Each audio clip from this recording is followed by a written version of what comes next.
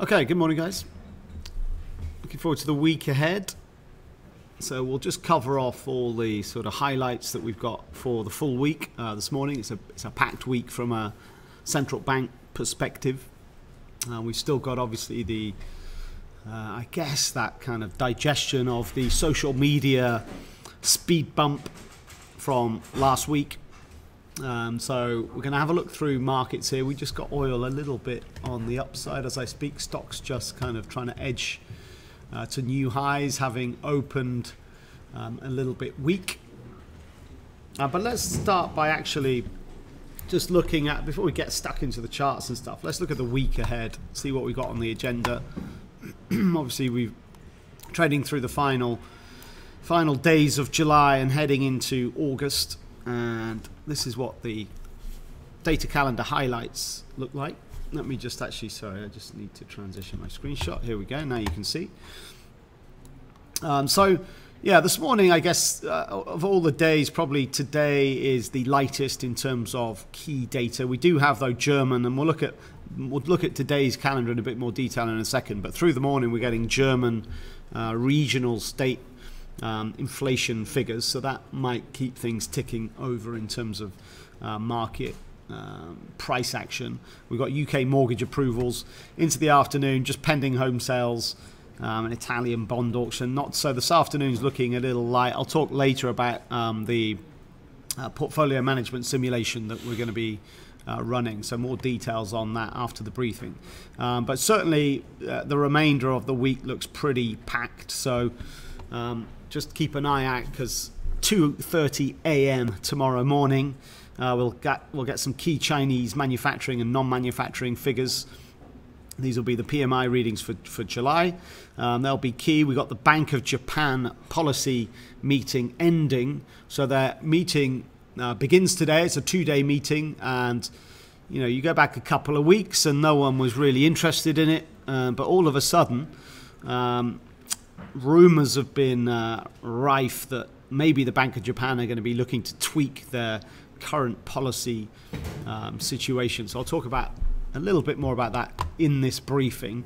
But really the key event for that will be tomorrow when they finish their meeting, they deliver their statement, and Kuroda will have a press conference, and we just want to see, are they going to change policy, and if so, how? Looking particularly on their bond yield curve strategy, plus also their equity buying. I mean, they're buying ETFs at the moment as part of their QE program, so we want to see if they're going to tweak that or not. That has implications for not just for Japanese assets. We'll talk in this briefing about how the Japanese 10-year yield being pinned to 0% has actually played a role in kind of suppressing yields internationally, and we'll talk specifically about the US 10-year yield curve and why hasn't it punched through 3%, and is it anything to do with the Japanese monetary policy stance, and if they alter that, would that be the trigger for US 10-year yields pushing through 3% or not? So that's something to think about. We'll cover that in a bit more detail shortly. But yeah, just to finish on this week, loads of data coming through on the Tuesday morning. We'll have the CPI and GDP figures from the Eurozone. We'll talk about US. We'll review again the US data that we had on Friday that was so punchy on the US GDP front. We'll have some inflationary data from the US on Tuesday as well, with the PCE figures and the personal income and spending. We've got Chicago PMI, we've got consumer confidence. It's all packed in here, and then on top of that, we've got the big earnings report of the season, with the biggest company reporting their earnings, Apple, after the close on Tuesday. Obviously, some of these big FANG stocks have been smashed. Of course, that's on the more social media side of things. Apple, not a social media stock, obviously. So it'll be interesting to see what they deliver. But Pfizer, Procter & Gamble as well. So some interesting, nice sort of diverse set of earnings from big guns across sectors after the close on Tuesday. Wednesday then, some minor UK data in the morning. We've got Japanese manufacturing and PMI figures. We've got the smaller sort of Chinese manufacturing PMI data. PMIs throughout Europe, of course. This is the great thing of the start of the month, because Wednesday will be the 1st of August. And so it's always those first few days of a calendar month where you're getting all the kind of punchy macro data come through. And so hopefully this will lead to a nice set of updates on economic conditions in Europe, in the US. We'll get ADP employment, we'll get the ISM manufacturing figure itself, another round of the Department of Energy figures, of course, that have been so interesting over the last couple of weeks. So it's all packed in here for a very busy Wednesday session on the data front, as is Tuesday. On to Thursday then. Well, Bank of England will be potentially the highlight, as we've kind of got ever closer to this meeting. It does look like more and more that we are going to get a rate hike from the Bank of England, and we'll obviously cover this in huge detail on Thursday. But that'll be Thursday's highlight. But outside of that, you're still getting, and that Bank of England event is the big one in that it is Super Thursday. It's not only the rate decision. The Bank of England will be updating their inflation forecasts, so we'll get the quarterly inflation report. They'll be updating their GDP forecasts and so on. It'll be a Mark Carney press conference. So it's the full Monty from the Bank of England Thursday lunchtime. And then Friday, if that wasn't a busy enough week already, we got payrolls to round things off, as well as ISM non-manufacturing data on the same day. So, all the services sector PMIs as well from Europe. So, I mean, this week really is a tasty week, licking your lips with anticipation. Huge amounts of data, huge amounts of monetary policy angles to think about. It's just today's the slow start, I would say. Although these German inflation figures, are important when thinking about anything ECB related in terms of their exit strategy. So that's why this afternoon we're going to do a PM trader portfolio management simulation. So more on that later. Right, so that's the lineup for the week. Definitely exciting. Looking forward to it. If we have a look at the charts then. And well, actually, before we look at the charts, let's just, because before you look at your charts, a good part of the routine before you look at charts, because the problem is as soon as you switch on your charts, you're then locked in, thinking about price and you're kind of tempted into trades. What I would always do is make sure I've read my stuff on the macro side before I even begin to entertain the idea of doing some technical analysis and actually getting some trades on. So this is the front page of the FT this morning. Deutsche Bank looking to shift some euro clearing over to Frankfurt, which I guess is not a surprise. This is obviously Brexit related. We've had, look at the top left, and we'll talk about this in a minute, but we've had German state of Saxony has delivered inflation figures that have ticked up to 2.2%. What else have we got here on the headlines? We've got Pakistan off the back of Imran Khan's victory last week. Now they're looking for a 12 billion IMF bailout. UK mid-caps suffering a drop in liquidity. This is actually a MiFID II related hangover, it looks like, as research houses reduce the amount of research that they're producing on the mid and small cap stocks, just because, of course, this research, they've got to sell it now, or I should say, from the client's point of view, the clients have got to buy it, they've got to pay for it. And so there's been a natural shift down in demand for this research, and so some houses have started to cut some of the research they do on some of the mid caps, and this has led to actually a drop in liquidity on the exchange. That's the volume that's traded in these stocks. So quite an interesting MiFID II. If you're into your regulatory stuff, then that's a good article for you to read. Looking at the markets page itself, let me just flick over, because I'd always read the headlines, what's on the front page. I then definitely, of course, move across and have a look at the markets section particularly. This is talking about the central banks, and we'll talk about the Bank of Japan in a minute. Let's just click into this now, actually, because we've got a lot of stuff happening here on the central bank side. The hot topic is the Bank of Japan, and actually we'll talk about it now whilst I've got this open. So this is the Bank of Japan's 10-year yield, and And we're looking back over, well, yeah, what, about 6-7 months here, back to December of last year. And what's happened last week is that the Bank of Japan's 10-year yield has popped up above 0.1%. Now, you might firstly be thinking, hang on, 0.1%. Well, all right, that's basically zero. And it is basically zero. But the point is, on a relative basis, we've been trapped just above zero for a huge amount of time here with a range. You can see back at the start of the year, we hit 0.1 and that was the ceiling and we came off. And so we've had a break to a new high here, and this is in speculation that the Bank of Japan are going to change their policy.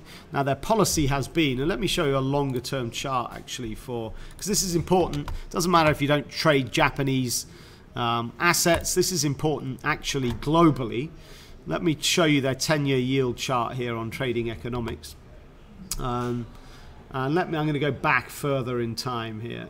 Let me see. So this is the 1 month. This is the 1 week. This is the weekly chart. Let me make that a bit bigger. Bring that out of screen here. So this is looking back over a couple of years, okay? And it is 2 years ago that the Bank of Japan delivered a very innovative, brand new monetary policy strategy where they decided to actually focus their attention on fixing and anchoring the yield curve essentially and looking at pinning the 10-year yield at zero. Okay, so they announced this back in 2016, and ever since then, and certainly we had a lot of volatility around the beginning part of that, but really for the last 18 months, so really from the start of 2017 till now, this yield has really been fixed, hovering between 0 and 0.1%. Okay, and whenever it gets up towards 0.1%, well, there's a natural barrier to it moving higher, and that barrier is the central bank's threat that they will anchor this yield at zero. And so therefore, if the yield gets too high, well then the Bank of Japan will come in and start buying 10-year bonds. That's increasing demand, so the price will rise and the yield will drop back lower. So the Bank of Japan is keeping this down at zero. To be honest, most of it's been done by market forces. Rarely has the Bank of Japan had to actually get its checkbook out, buy this stuff, but they did last week. They were forced into it because traders now think they may well scrap this 0% target, in which case, of course, yields are going to push higher. Now that does carry implications for Japan, of course. I mean, this yield is the highest it's been for 2 years now, more than that actually. Sorry, that's a 2.5-year high this week for 10-year. Now, if they do release their policy of 0% yields on a 10-year, then this should lead to yields rising, which of course leads to borrowing costs getting higher, and the Japanese government particularly, but also corporate Japan, have got a lot of exposure to that. So that's something. But I would say the more important thing isn't about Japan. I'm going to bring up the US 10-year yield now. It's not about Japan, I don't think necessarily. I think it's actually a lot to do with the US instead. Let me show you. Because look what happened to 10-year yields in the US at the end of last week. They moved higher, back up towards this 3% handle. I'm going to go to a long time period like we did with the Japan one. So this is US yields. And you know what's happened this year is that yields have finally broken higher up through that 2016, 2017 double top around about 2.6%, broke that and on up to 3%. And just for a period there in May, we had a couple of weeks where this yield was tracking above 3%. Then it kind of dipped lower. One of the reasons, and there's maybe a few, but one of the reasons why maybe 10-year yields didn't ever continue that upward trend is because of the Bank of Japan's policy. It's that relative yield thing. You know, if the Bank of Japan's still at zero, well then this kind of makes US bond yields at 3% that much more attractive. So if you like, there's been a little bit extra international demand flow into US bonds because the relative yield difference between the US and Japan has been so huge. So you can pick up way more yield on US treasuries than you can on JGBs. And so perhaps this has been one thing that's just kept a lid on US yields punching above 3%. if the Bank of Japan change their policy, and we'll hear news on that tomorrow morning, if they do unpeg their 10-year yield, then not only will that lead to Japanese yields moving high, you may well get this 10-year moving up and making a new high for the year. Now, the reason why 3% is so important is because you go all the way back. 2013 key top was at 3%. You go all the way back. You've really got to go back to 2011 to find the last time that US 10-year yields were above 3%. And when I go back even further, what you'll find, and we've spoken about this in the past, but what we've had on 10-year yields is a 30-year downtrend. Okay, and here it is on this picture now, a 30-year downtrend, and any sustained break above 3% now would definitely herald the end of this multi-decade drive to ever lower borrowing costs.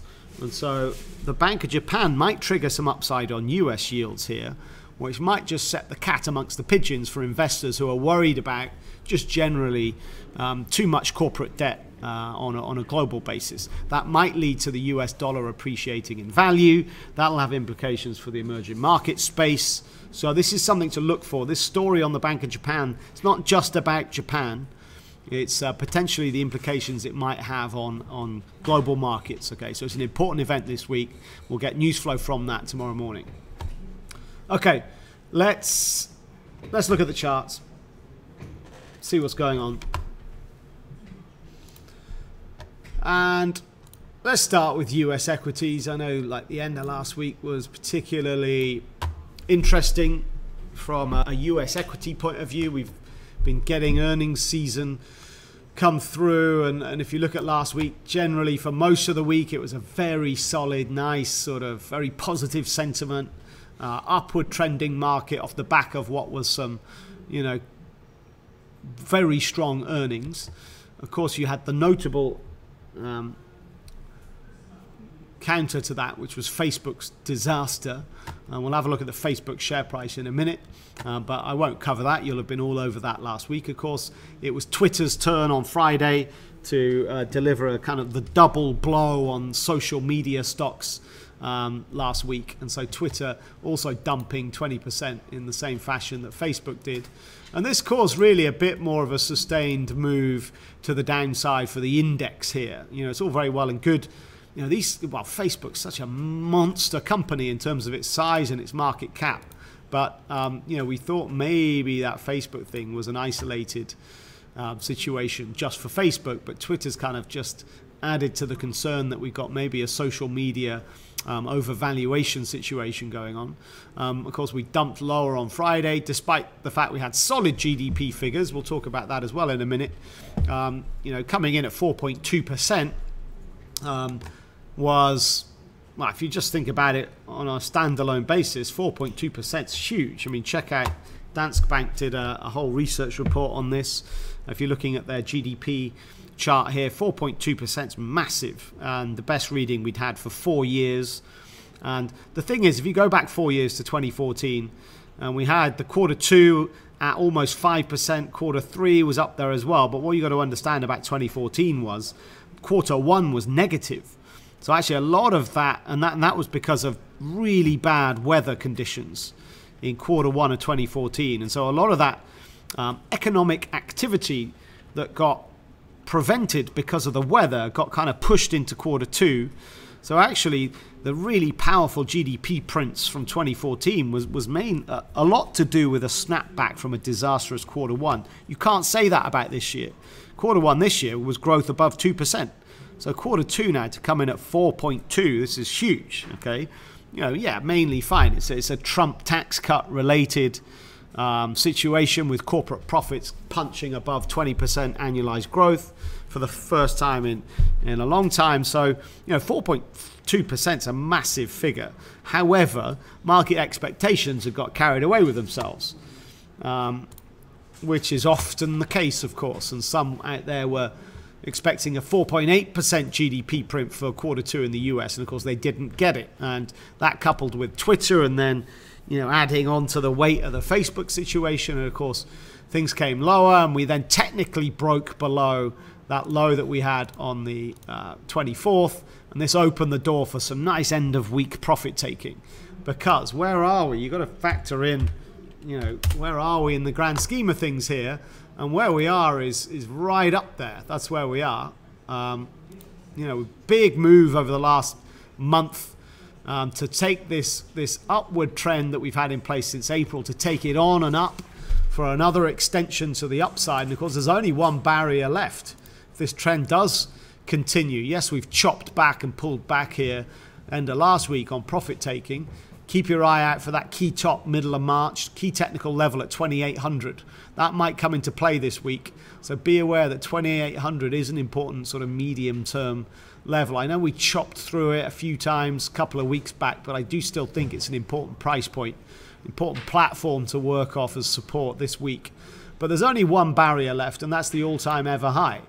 That was set back end of January up at 2,879. So we are just shy of the all-time high, despite some risks. I mean, the earnings, yeah, they've been nice and strong and fine outside of Facebook and Twitter's hiccup. Generally, they've been very powerful. But we still do have things like trade war risk, which definitely doesn't need to be forgotten about.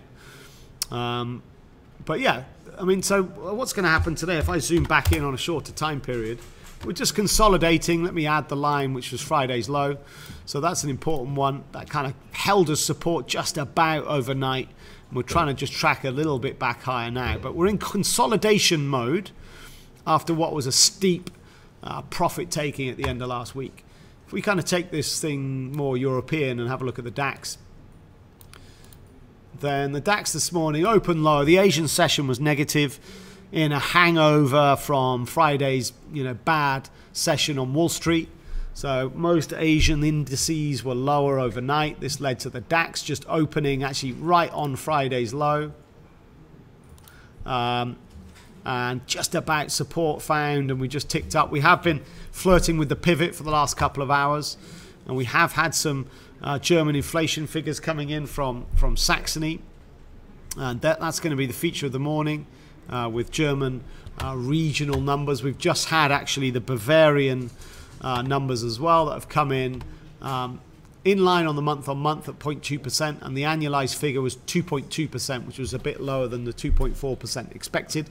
We've had Hesse, that's another German region. They've delivered numbers slightly above expectation, so 0.4% on a monthly basis.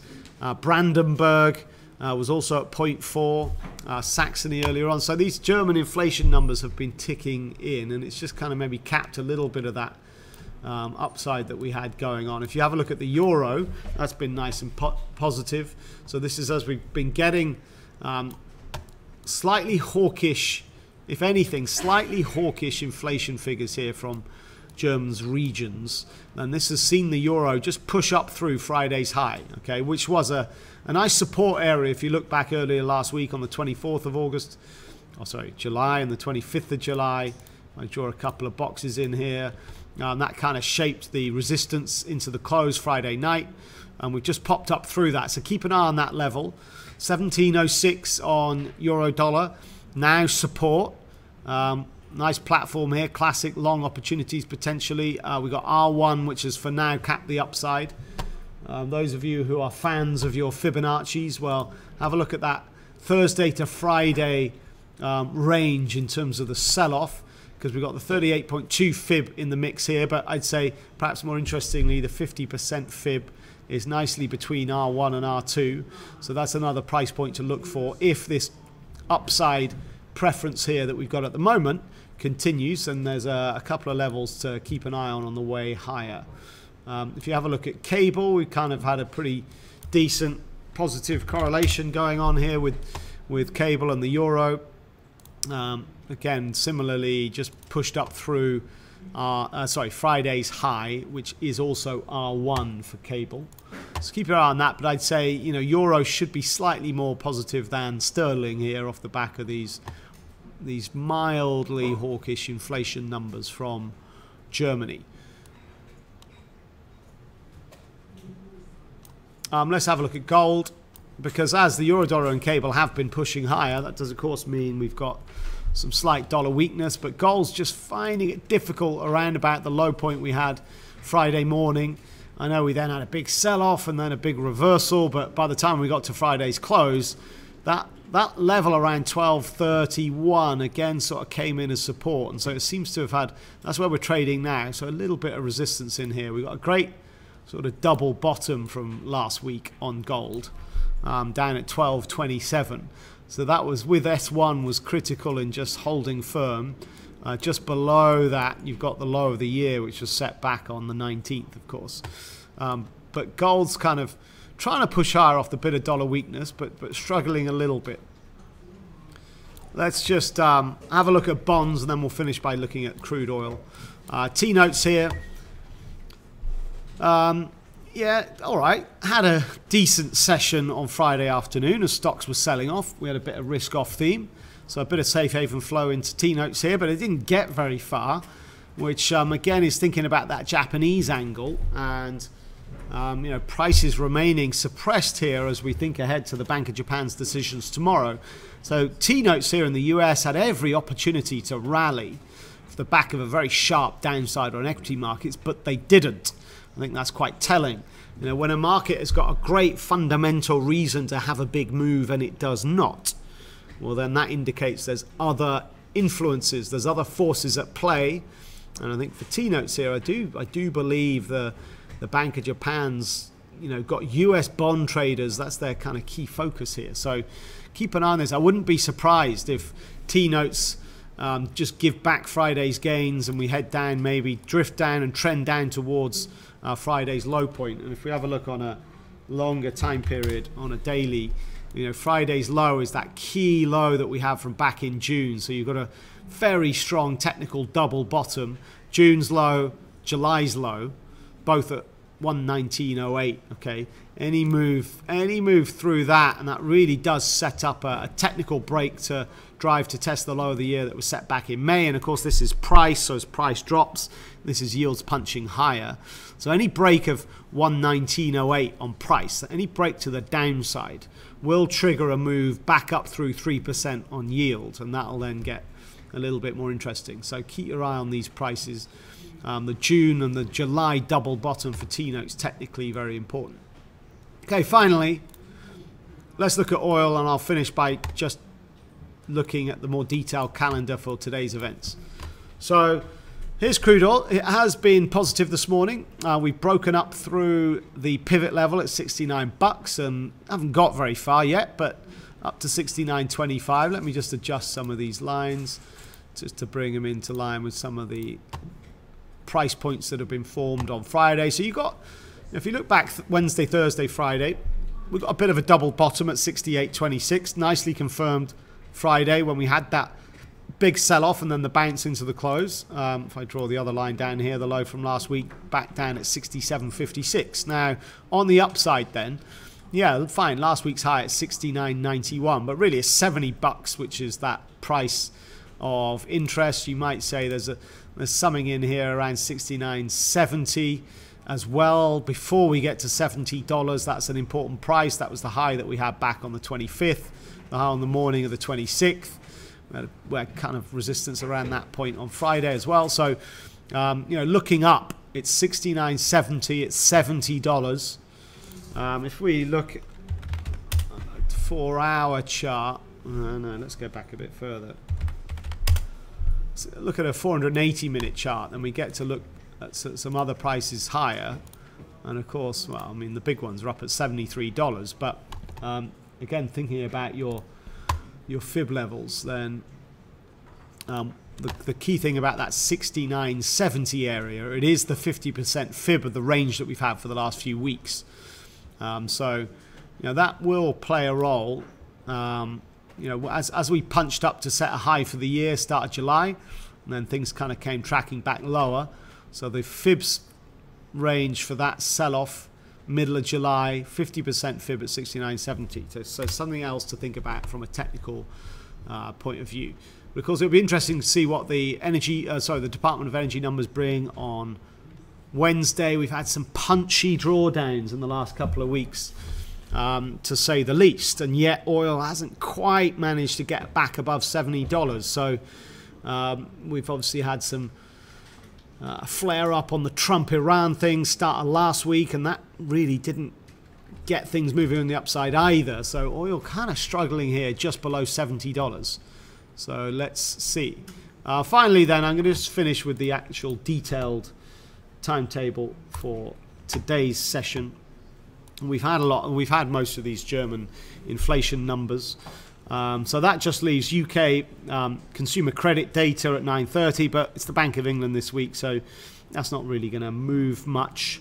We've got mortgage lending and approvals figures, which will be interesting. We've definitely had weakness in certainly in the London housing market over the last few months, and so that should be seen here on the mortgage lending side in a negative way, of course. So we'll see what happens there. 10 o'clock, we've got some sentiment figures out of Europe, out of the EU, which aren't massively important.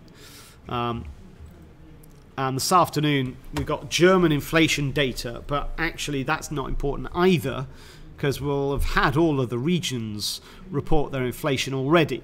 So by the time we get to this afternoon and actually the national German figure as a whole, we kind of already know. So that's why that really leaves this afternoon as pretty empty in terms of tier 1 data. Just on the earnings front, down the bottom here, Caterpillar, perhaps the one big gun reporting from the US. Now that'll be interesting. That's quite a good sort of global bellwether stock. Of course, their business is global. Their business is construction.